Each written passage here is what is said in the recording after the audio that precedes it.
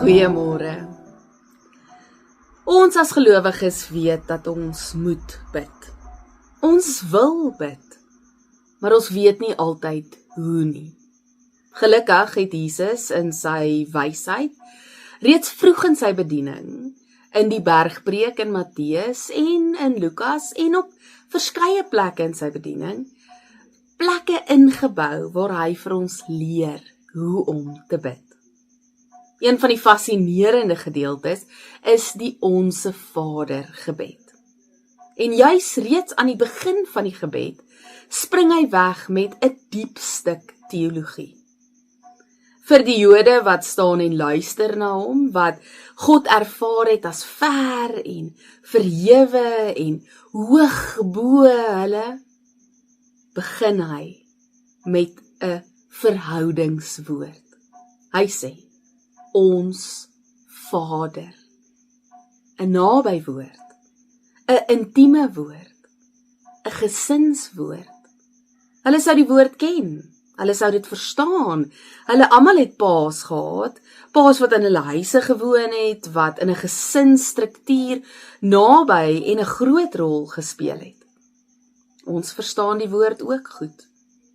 Hy bring God naby, in 'n persoonlike verhouding met ons, met die bidder. God is nie ver nie. God is so naby soos 'n pa. En vir die van ons wat dalk nie goeie paas gehad het nie, is God die perfekte pa. Die pa wat ons moes gehad het.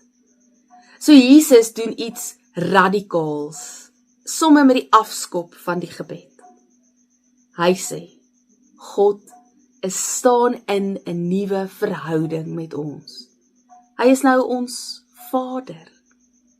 Dis hoe naby en intiem 'n gebed met God is.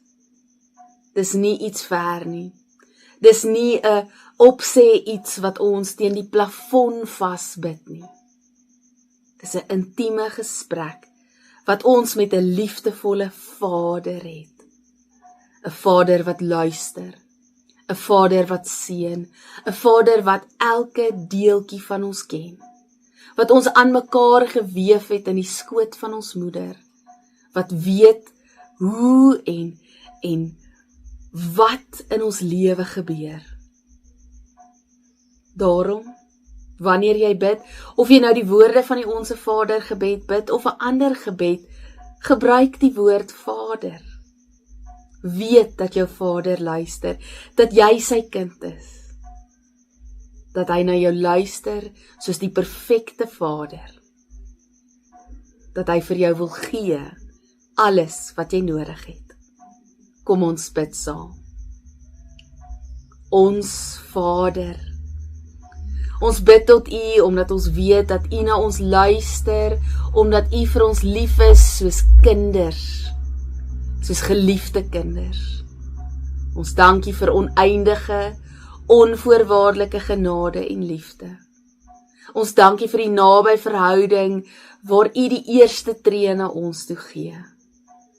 Dankie dat ons daarin kan vashou in 'n lewe in 'n wêreld waar dinge afsydig staan, waar dinge ver en op 'n afstand is. Dankie dat U anders is. Ons loof en ons prys U. Amen.